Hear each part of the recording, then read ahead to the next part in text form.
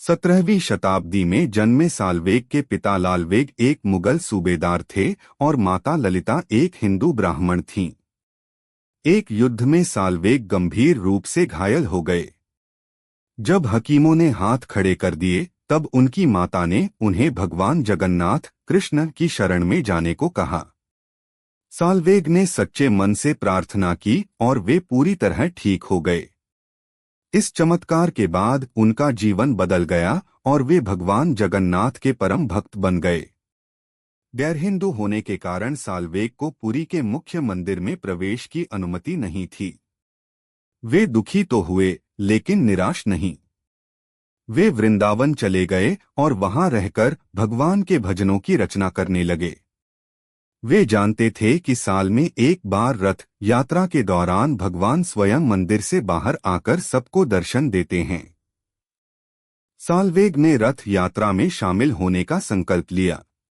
एक बार जब वे वृंदावन से पुरी लौट रहे थे तो रास्ते में वे गंभीर रूप से बीमार पड़ गए। उन्हें लगा कि वे समय पर पुरी नहीं पहुंच पाएंगे।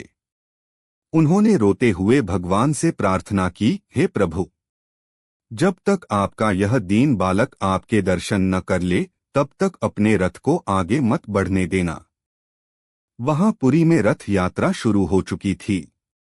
भगवान जगन्नाथ का रथ नंदीघोष आगे बढ़ रहा था, लेकिन अचानक पुरी के बड़ा दांडा मुख्य मार्ग पर साल्वेग की कुटिया के सामने आकर रथ रुक गया। श्रद्धालुओं और हाथियों ने पूरी ताकत लगा दी, लेकिन रथ का पहिया टस से मस नहीं हुआ। राजा और मुख्य पुजारी परेशान हो गए।